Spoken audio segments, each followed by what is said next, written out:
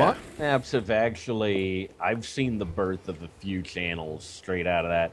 Like, one guy got really, really popular out of Agrarian Skies. I don't know if you've heard of it. Yeah. Essentially the modded evolution of Skyblock. Mm-hmm. And just recently they wound up being invited to the Forgecraft server, which is the private alpha testing server for all of the Forge mods. So, I mean, my goodness, they just completely took off, Mm-hmm. and the bulk of their growth was around this one map. Well, but I think, isn't it? I mean, aren't there so many other people playing it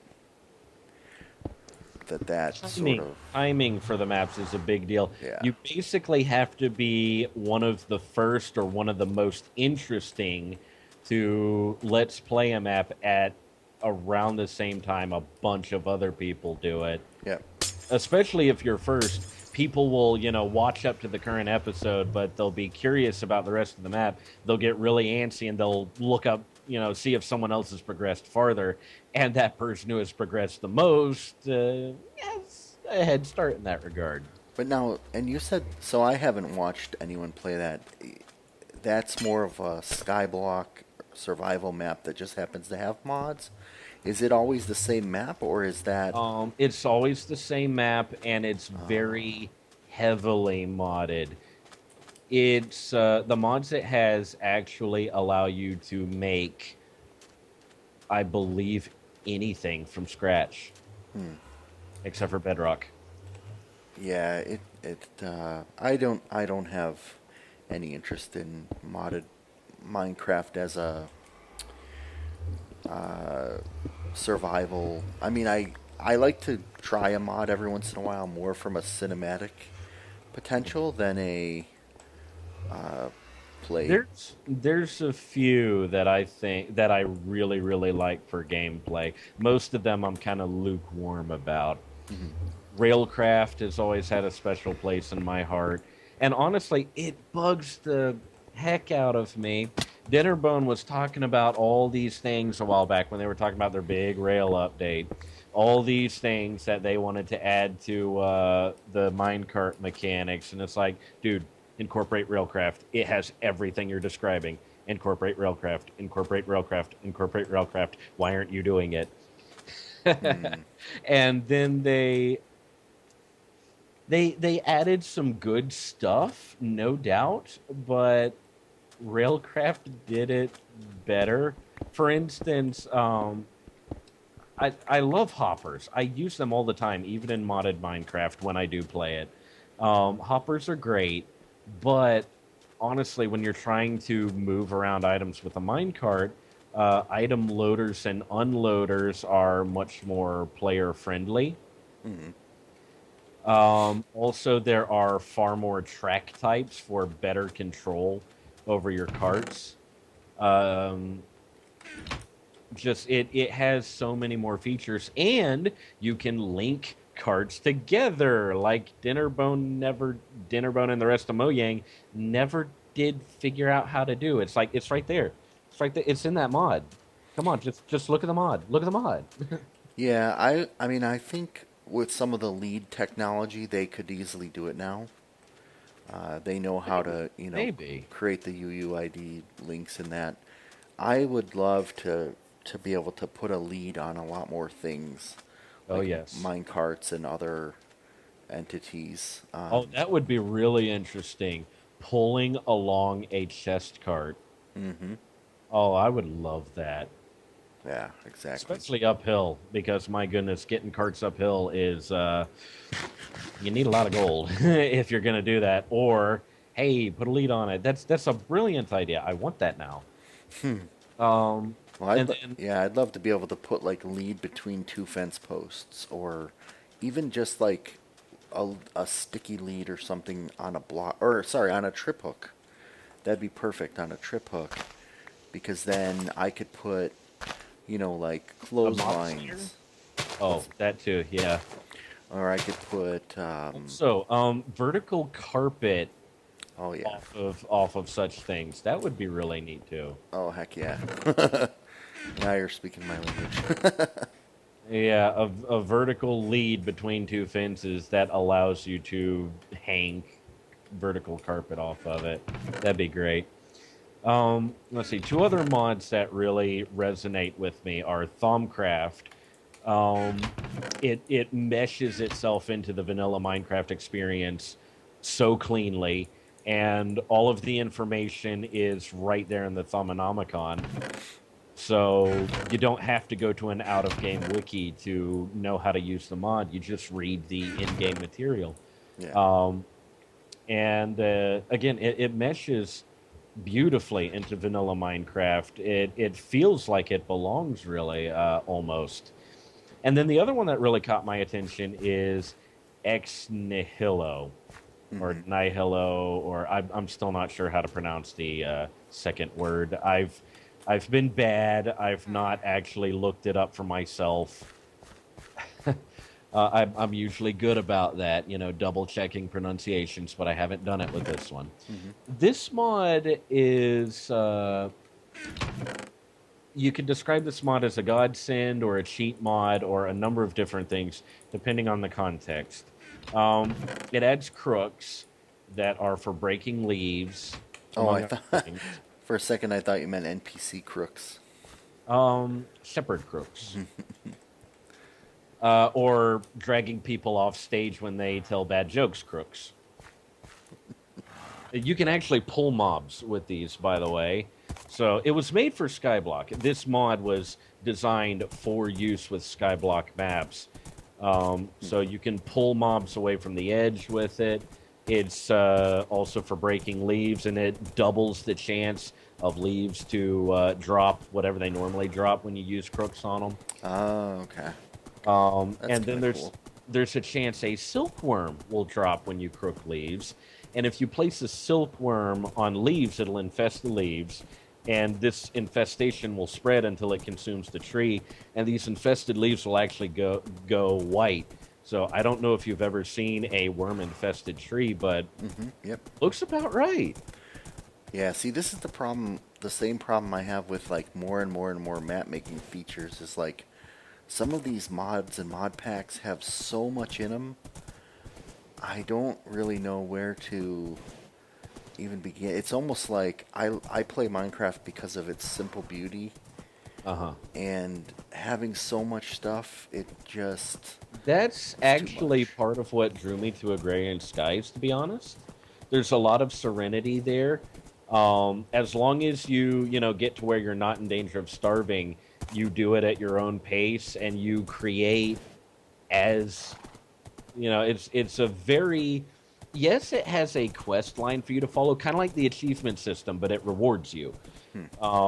So it does have a questing mechanic, but you don't have to follow that necessarily. You can do your own thing, and there is a lot of freedom there. And the fact that you're floating in a void, it's just complete and total creative freedom. And yes, there are a lot of things, but it's all at your pace, and you can create what you envision. So maybe a different kind of simplicity from what you're talking about, but there's still that a beautiful simplicity there. Um, but yeah, ex nihilo. So you break and or crook these infested leaves once they're fully infested. They have a higher chance of dropping silkworms. They don't drop saplings. They don't drop apples, but they do drop string. And then you can use string to make a sieve or a sieve.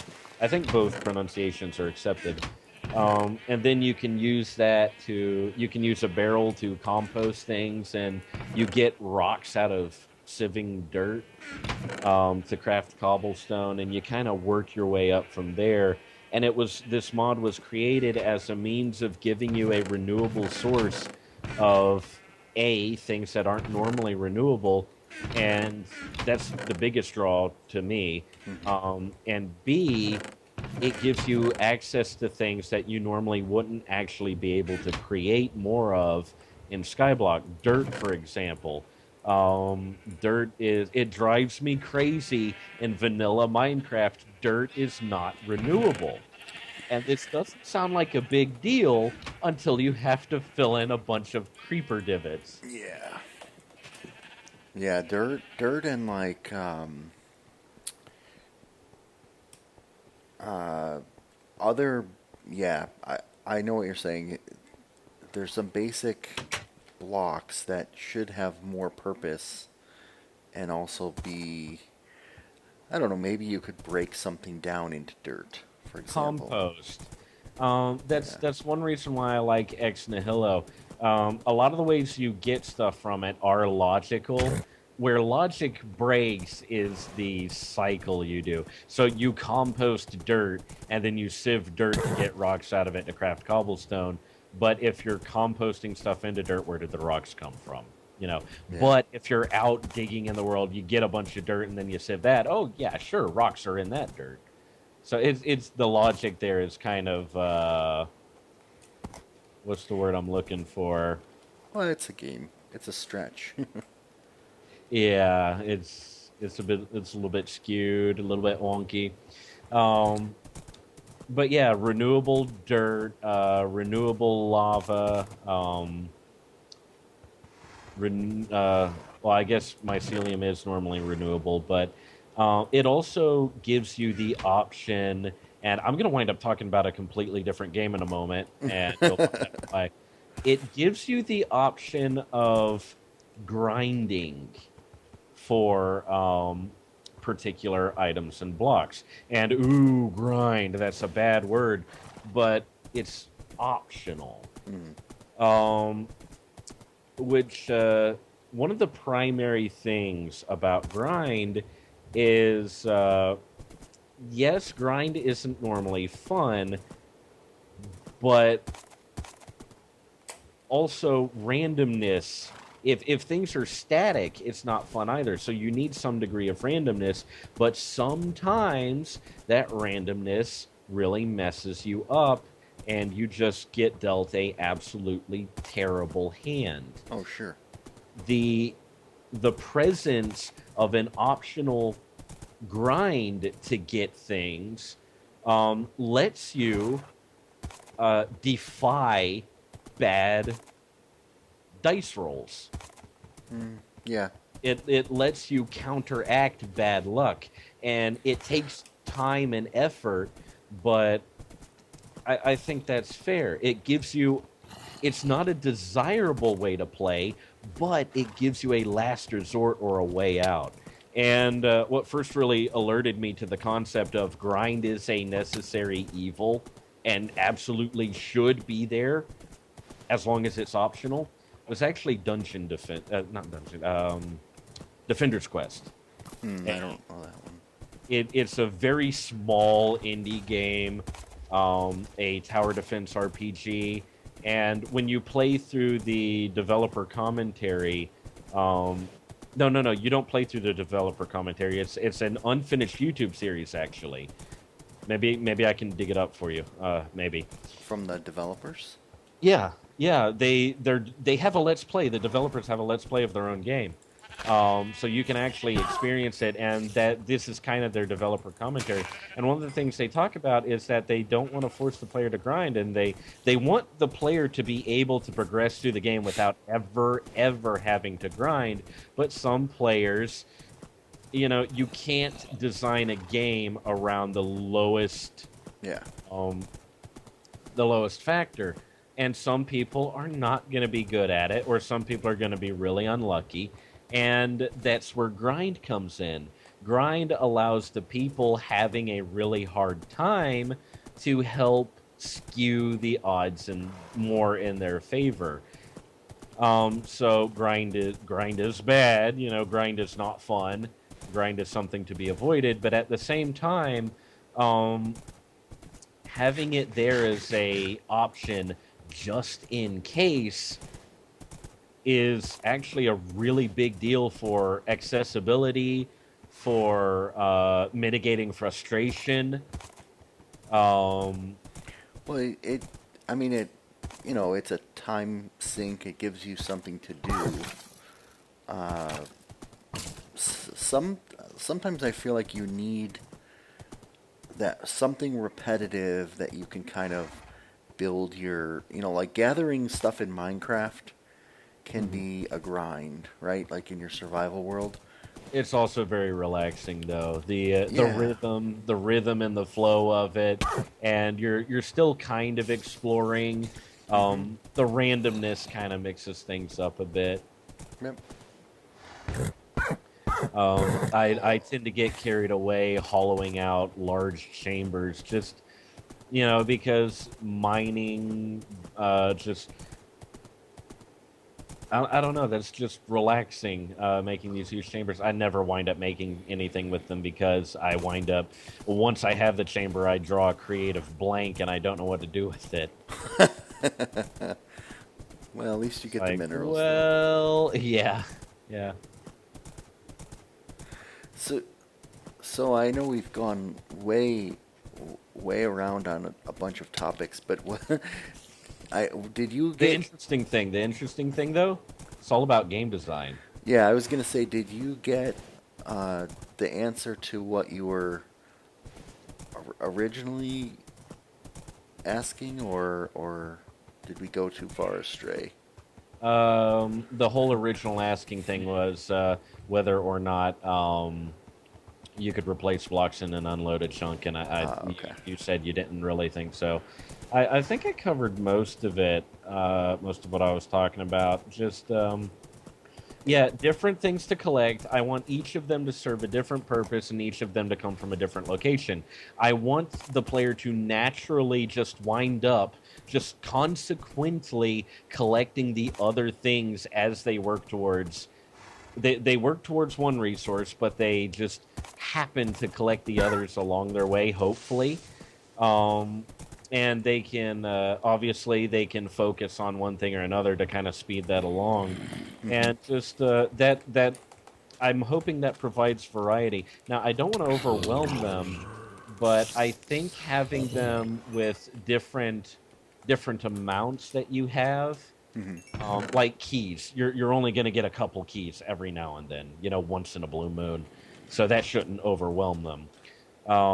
But I will have to keep that in mind. Is this too much that they're collecting right now? Well, or is there like a tiering system where for a certain portion of the time you're collecting one thing, and then that sort of unlocks the next collectible, like you said earlier? I was actually considering for one color of key being purchasable with one of the other currencies. Yeah, yeah. Kind of a extra reward for saving up, scrounging a little bit, or grinding if that's the way you want to, if that's the route you want to take. Hmm. Hmm. But hopefully, just being frugal would be enough. Hopefully, but there's again the freedom there. I'm hoping I can achieve a lot of freedom for the player. Some guiding structure to kind of help them meander along towards the new zones and eventually towards the final encounter of the map.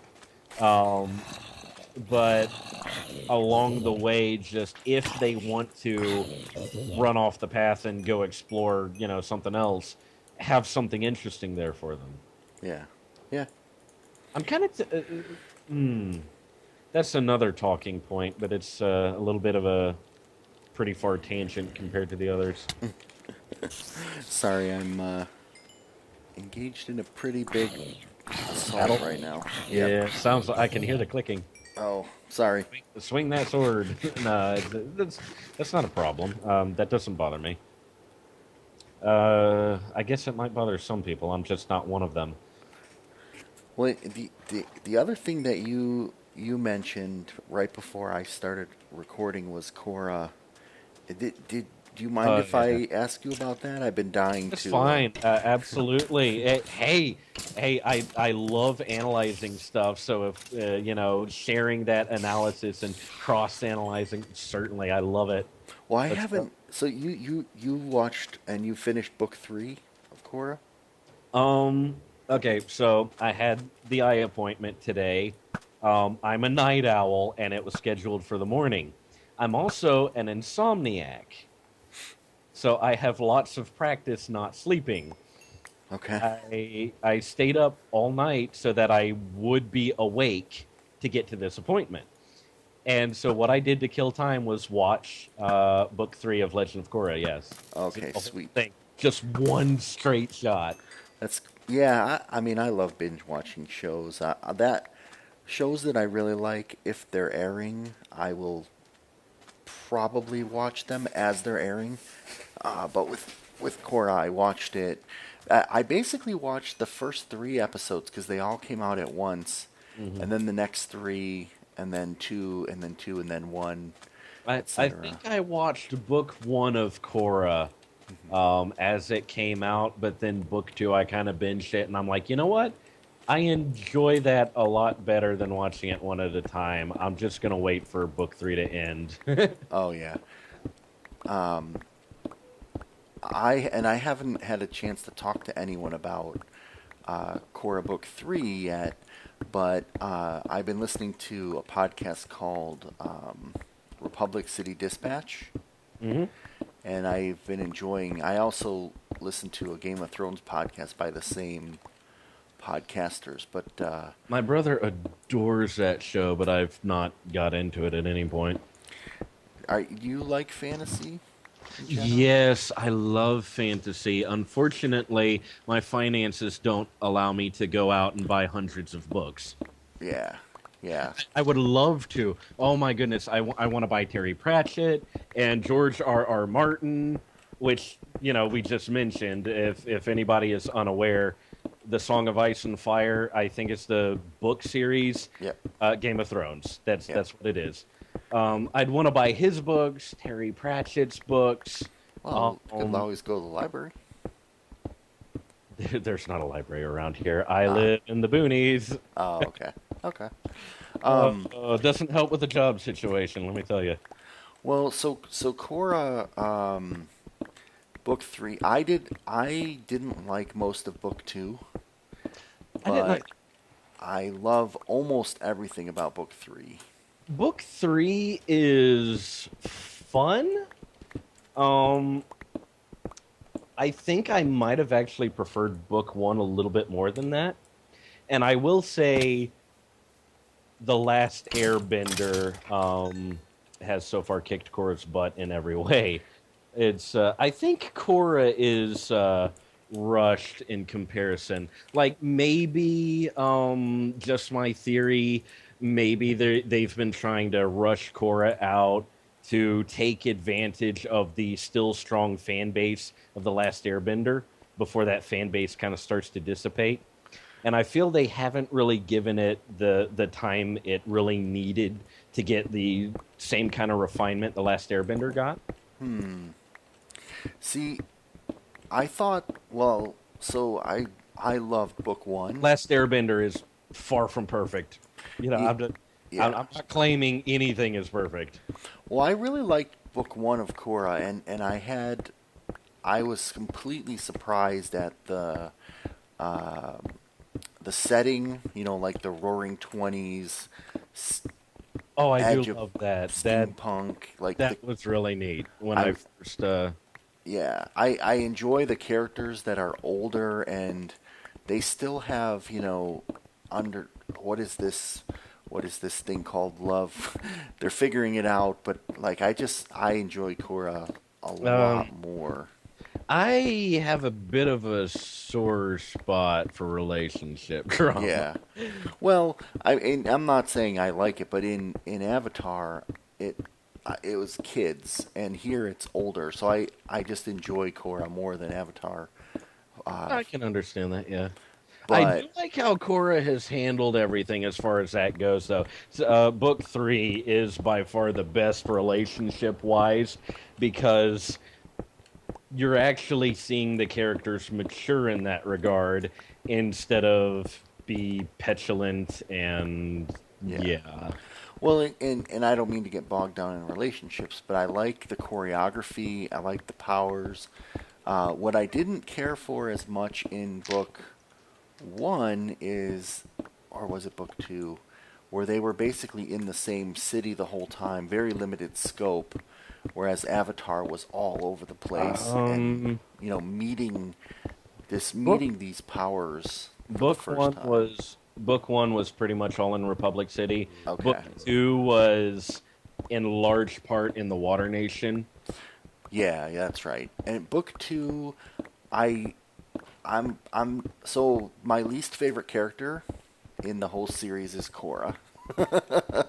And That seems to be common, actually. I was gonna say I thought I was alone because most people are like, "Oh, it's a female hero and she's so strong and Well, so well developed." among my circle of friends, it kind of seems like there's a consensus that Korra is the weakest link of the series. Yeah. She's just, ooh, she's the Avatar, but she's nothing special despite being the Avatar. She's She's always the one being saved, and she's Anakin Skywalker. She's got a temper. yeah. She annoys me like Anakin Skywalker. Oh, now that you've said that, I will not be able to get that association out of my head. Thank Yeah, you. yeah. And so, like, my favorite part of book two was not Boomy, when Bolin was doing the movers and like that comedy part. Like, I think my favorite part of book one was the whole pro bending circuit and you know Oh that yeah, the sports. yeah. Um, And I was ready to give up. In fact, I took a break from book two until, or I was just about to take a break when they introduced the first Avatar. I forget his name all of a sudden. one, one, Juan. And his one, story, the one. yeah, spending two episodes on his story actually brought me back and allowed me to finish book two because I Um, was, if you don't mind me interjecting, when it comes to storytelling, there are three major elements that just about everyone has a favorite out of these three things, mhm.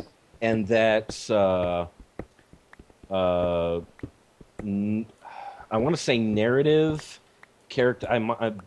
The first one is the one I'm least certain about, but I think you get the idea. The narrative, the characterization, and the milieu.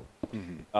The narrative is the story you're telling, the message you're putting out. The characterization is the interpersonal interactions between the people involved. Mhm. And the milieu is the setting, the lore, the places, the culture. That And is fascinating to me as somebody who likes to review and rate stuff.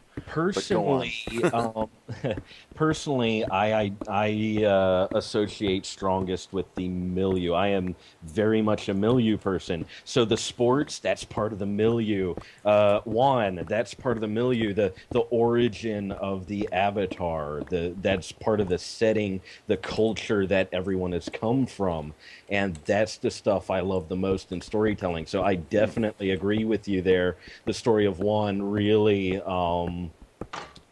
Was great. Now there are some questions I have about that, Yeah. So it's not fresh in my mind, so I'm not going to go into it right now. But Yeah.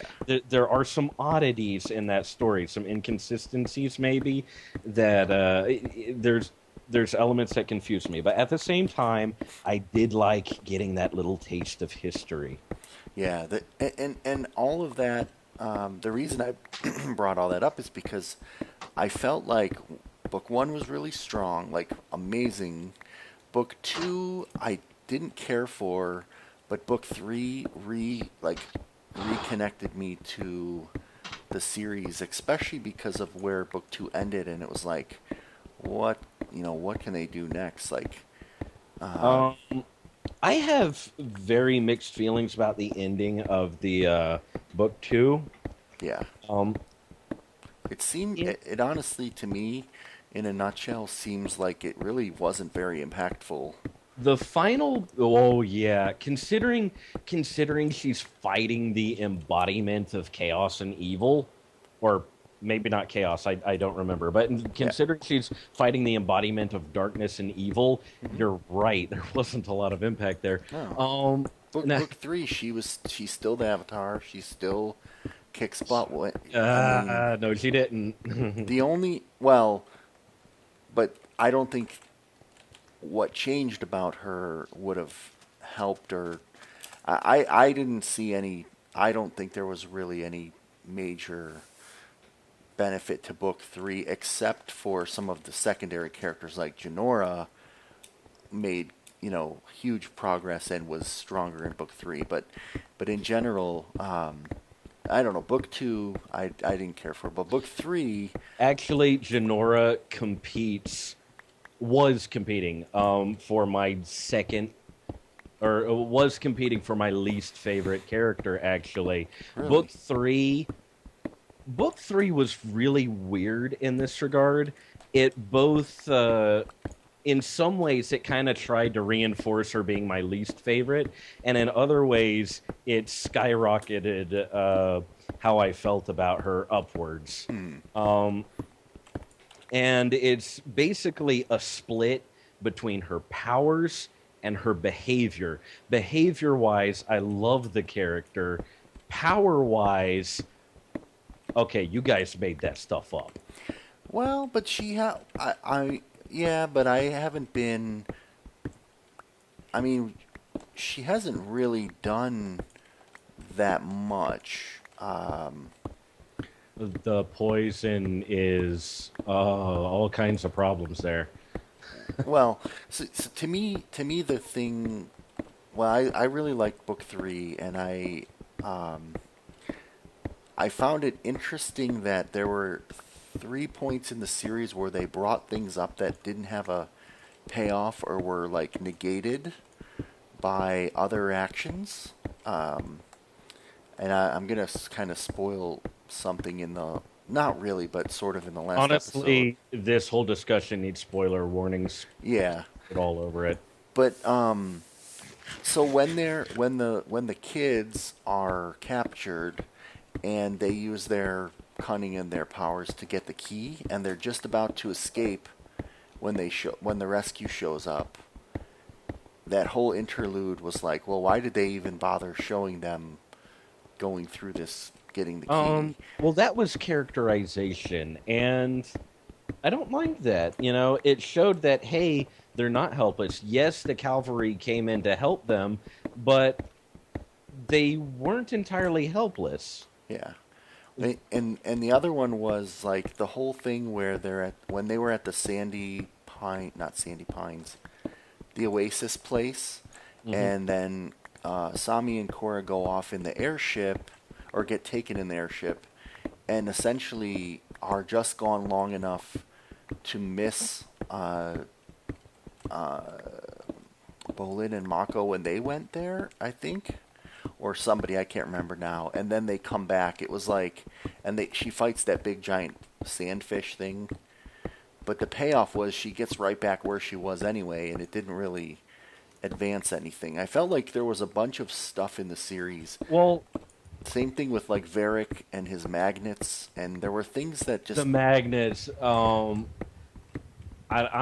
gonna go out on a limb and assume that's gonna be somehow a major thing in book four. I hope so. I hope so. But but those Well, things, here's the thing with him. Every invention he's made so far, yeah. except for the gag ones. And okay, yeah, the magnet suit is a gag one too, but it's not useless. It actually does something. The windbender detector, okay, we can write that off as, useless. But the magnet armor, that's gonna come up again. I would not want to wear a suit that pulls a bunch of random shrapnel to me really fast. But I have a feeling, he's working on magnets. I have a feeling he's going to be involved with yet another technological breakthrough. Sure. Oh, I'm certain. I mean, the first thing I thought of was, holy crap, the guy just invented monorails. Well, and like metal bending was very prominently featured, and so it all makes sense. But I feel like, those things aside, like I really can't complain about what else happened. I really liked how the other characters all grew. I liked getting some backstory, and finally, although we really didn't see him do too much, but getting like Zuko, and I felt like we're Oh, I getting, loved seeing Zuko again. I yeah, wish I got to see him throw some lightning around. yeah, I feel like we got close to Did seeing wait? Toph. Did he ever actually successfully throw a lightning bolt in the Last Airbender? I don't remember if he ever actually pulled that off. I really don't remember whatsoever.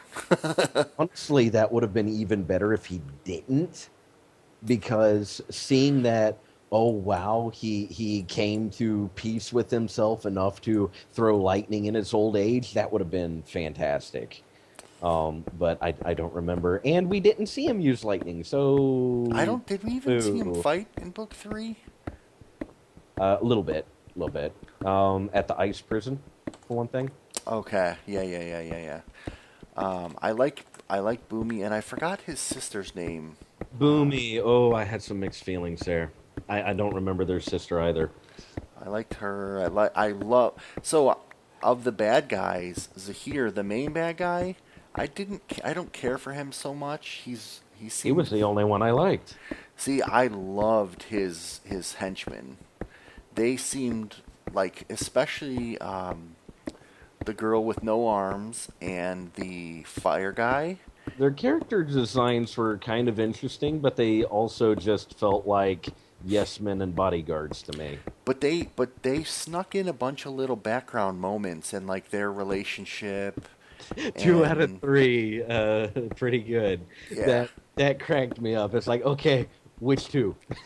yeah, there was like, they I felt like they actually were pretty fully fleshed out character, and we just got to see hints of it.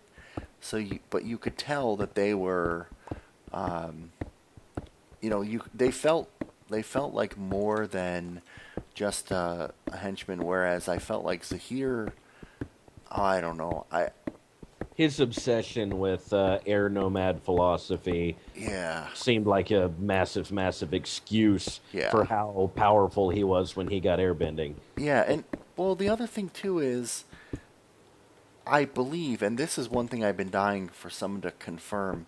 So he wasn't an airbender Correct. when he was in prison, and then he just so happened to get airbending, which he had apparently been meditating on for years, even though he couldn't do it for I don't know That's what why. gets me.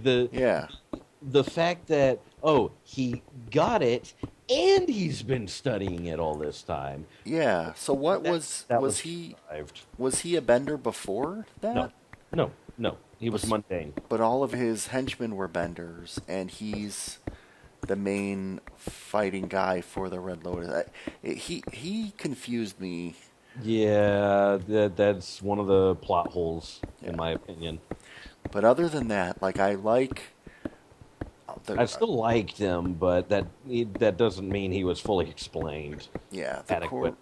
the choreography and the inventive use of powers has Now, always been like my favorite thing about the whole Korra avatar at all. I have a feeling that there's probably just a hunch, but there's probably a lot of people going nonsense. How the flight? No, there's no way. Hmm. Um, and I would say there's precedence. Now, someone might say, "Well, who cares? They only introduced that legend in this season 3 in the first place. That doesn't really justify it." Well, first of all, that's a Chekhov's gun, which means it's they didn't pull it out of thin air. They at least, Hmm. paved the way. Yes, they waited until late to pave the way, but it was still there. But there's actually precedents far, far older than that, Hmm. as old as the very first episode of The Last Airbender, Right, right. the air bison. Yeah, I'm really happy with it. I'm really looking to season forward to season four, and I've heard a couple interviews with the creators um, during this season three. I just heard one on the Nerdist podcast the other day, and I'm really looking forward to see season four. So We'll see. Um, I kind of want to run down my list of biggest things that I had a problem with so far in Korra and biggest things that I really Yeah, like. yeah. Firstly, Korra. Okay. As a child, she was shown to have three out of the four bending, and for her age, she was very, very powerful in these three bendings. Besides learning airbending, which still hasn't caught up to the rest of her bending, besides learning airbending, she hasn't grown. Yeah, some people will say that, like in particular episodes, that she demonstrates growth, and but at the end, she keeps coming back to the same petulant, Well, annoying self. I'm talking about abilities, and I'll run down. I'll explain exactly why I feel this way. Um, Over and over and over again, all of the techniques she uses, with the exception of that little water twister at the end of book one, with the exception of that, all she ever uses are the fundamentals. Mm, Also, not including the spirit pacification. That's not a combat move. I'm not gonna really count that. That's kind of in its own corner. yeah. But she always uses the fundamentals. She doesn't use special techniques. Mm, Um, but she's a natural born waterbender, so okay, the water twister at least she did something special in her native element. Um, she's a jack of all trades avatar. She's very skilled in all of them except airbending, and she's pretty skilled in airbending. However, look at all the past avatars. Aang especially. Oh my goodness, his airbending put him on par with everyone but Fire Lord, whatever his name was, hmm in the Last Airbender. I mean, his airbending alone was able to one on one allow him to go toe to toe with just about anyone. Yeah. And then all the depictions of the previous avatars, there was always something big and ridiculous they could do. Some of them even just doing it for fun. Like I think one was boating or surfing on waves he created himself. Oh, right, right. But Korra doesn't have anything. She's a red mage. Yeah, that's true. She doesn't have a special move or a specialty that I can think of. She just has the fundamental attacks of all the different elements. And it's just, as an avatar, she's versatile. End of story. That's hmm it. She's just versatile. And all the avatars were versatile. So, Yeah. as an avatar, she's seriously lacking. And there's no actual excuse for this because, unlike Aang, she had teachers. hmm Um, and she's had all this time to develop her abilities, and even her native ability, the best thing she's got is this water twister to levitate above the water. Yeah. Yeah, that's true. And that, as an avatar, I find her really disappointing because she doesn't feel powerful. They just, okay, they can use any elemental animation they want, but they don't do anything special with her until she learns metal bending. Then, oh, hey, she's the maybe no, she's the first avatar that ever learned metal bending. That's special, I guess, except she barely uses it Yeah. Yeah. at Yeah. all. I think thinking about this season, I think she used air the most and a little mix of fire and well, and an equal mix of fire and water I think that was and because they ground. were really focused on air this season. Like everything was about airbending. Yeah, but hmm, yeah, yeah, I I agree with those points. Next, Boomy. I had very mixed feelings about season 3 for Boomy. Very, very mixed.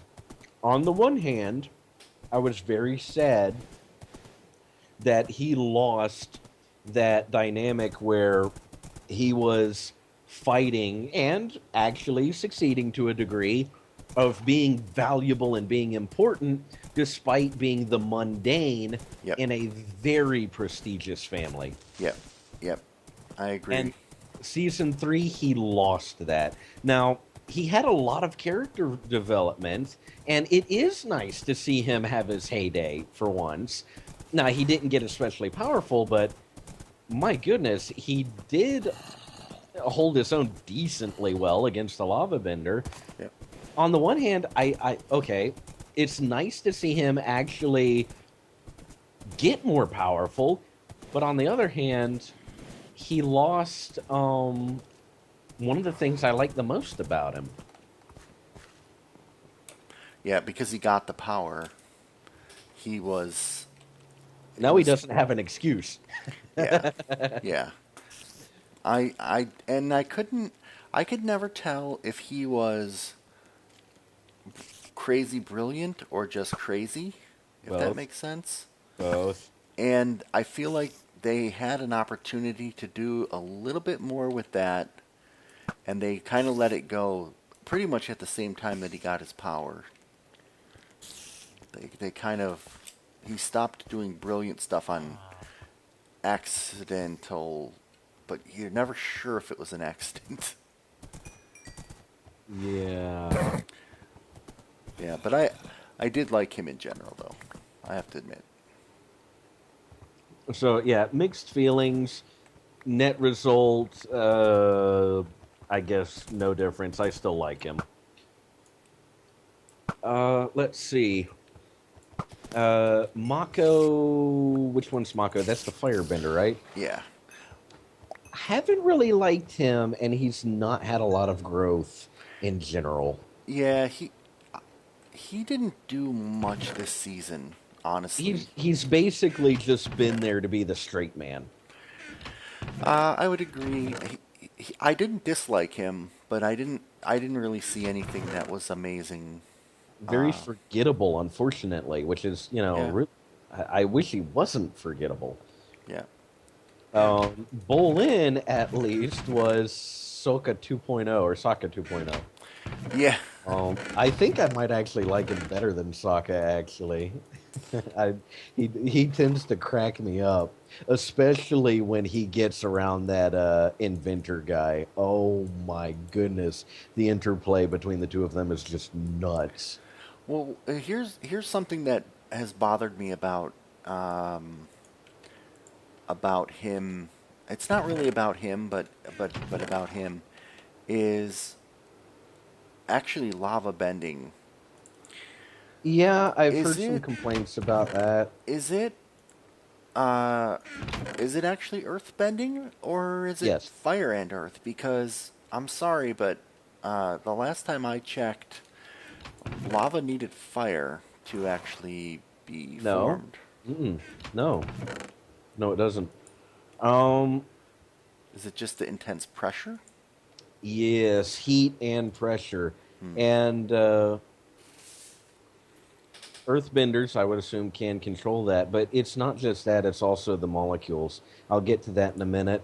Crap, where was I? I've heard some other complaints about that. One friend of mine brought up the fact that, hey, he has a fire and an earth parent. I wonder if that has something to do with it. Which we've kind of heard mixed messages. On the one hand, supposedly, who gets what bending is has a lot to do with how they live spiritually, or how their parents live spiritually, or something like that. And on the other hand, there is at least some indication that there is some genetics involved. So, are both of these lava benders born from earth and fire parents? Who knows? Hmm. It's an idea, maybe. And well, it's an explanation. It's plausible. Hmm. As far as the lava bending goes, I'm not too bothered by this. again, it could actually be a mix of the two elements. It's primarily earth with a hint of fire, I would guess. Um, and the reason why I say what I do about it being earthbending is okay. Look at Aang and how he froze himself. He stilled the molecules of the water around him, causing them to freeze. Okay, got it. So speeding up or slowing down the molecules has Uh the huh. temperature effect. Okay, I could And buy it. water benders, you see them convert ice and water back and forth all the time. True. And if you apply that same thing to Earth, you destabilize it and you increase the friction. I can kind of see it. Actually, I think that saying it that way makes a ton of sense. The real complaint there that I really can't counter is how suddenly he got the ability. But Toph was in a really tight spot when she finally learned metal bending. Yeah, So, I mean that's a common trope in anything is the stress puts you in a situation where you have to do an amazing thing. necessity is the mother of invention, Yeah, but sort of. let's see. There's another way to put it. It's like, like I lost it. like puberty unlocks your powers. I don't know, but or a stressful situation, breaks your inhibitor and then releases lets those things come out. I'm fine with all that. Also, you stop thinking. You act, Yeah, not think. Now, Toph was kind of the opposite. She analyzed her situation, and that's how she kind of discovered it. Bolin did kind of go the opposite way. But then, you know how I mentioned that, there's some indication that the spiritual way of living might have something to do with it. Um, if you look at the way he lives, he does seem to kind of exist in a kind of a balance between the typical earth-bending attitude and the fire-bending attitude. So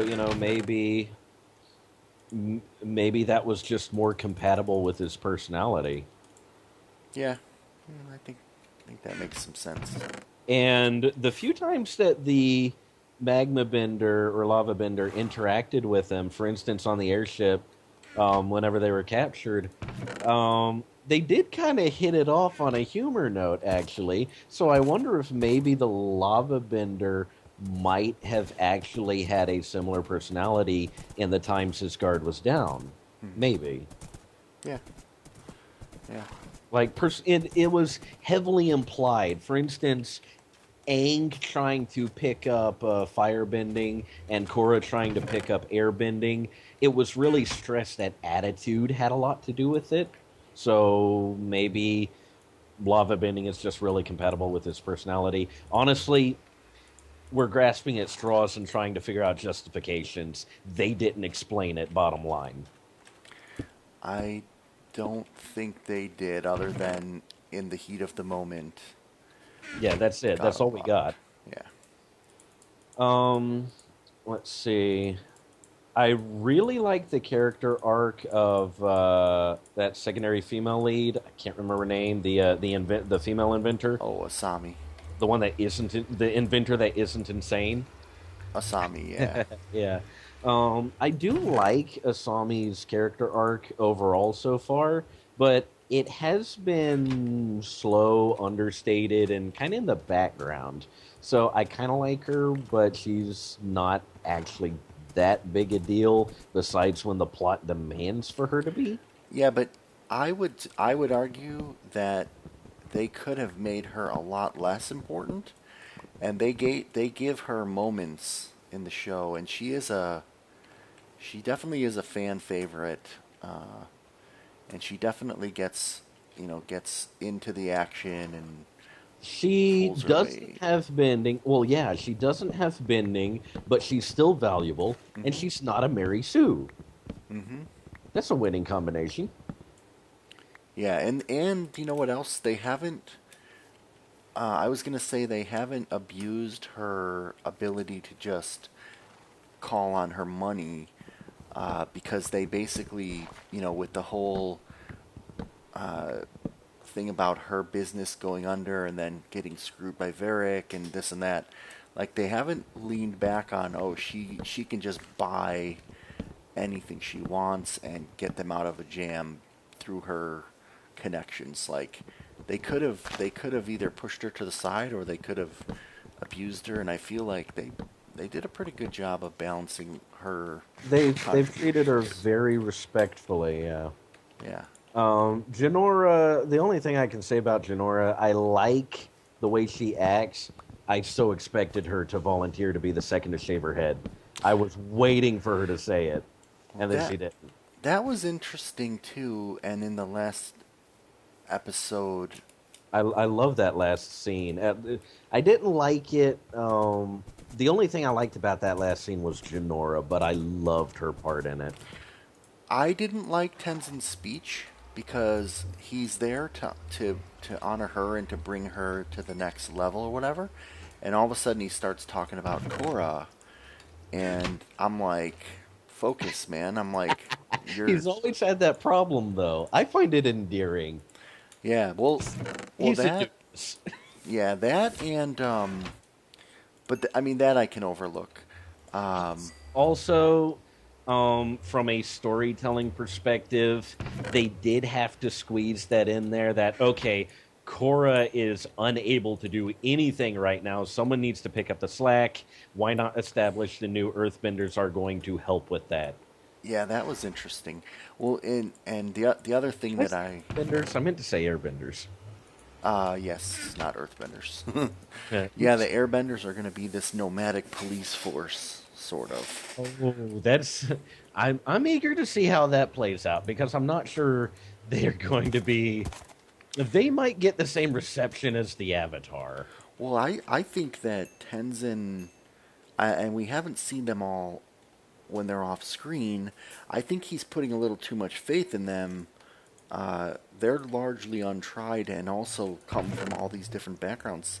I Again, don't, he does that. yeah, I don't think he really knows who, if any of them, he should be trusting at this point.